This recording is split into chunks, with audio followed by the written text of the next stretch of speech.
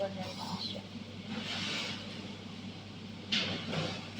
Habang niluluto natin ang ating ulam, magawa tayo ng mango juice. Wala naman tayong ice na durog. Kaya ito na lang. Wow, sarap. Diba? Ang ganda. Ang bango yung cookies.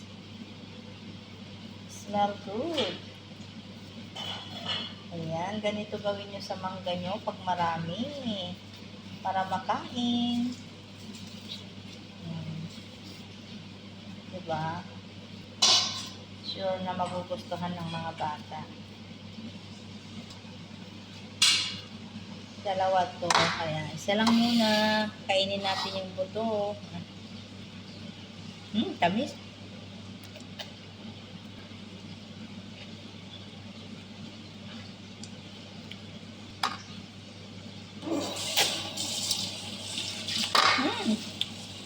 Lagyan natin ng ice. Yan. O, diba?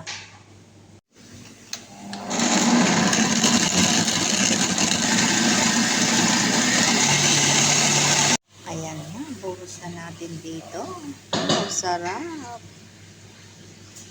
Tignan nyo naman. Ang ating mango shake. Oh.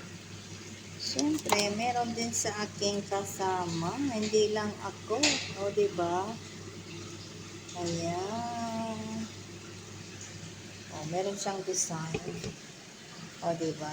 Style niya lang yan. O,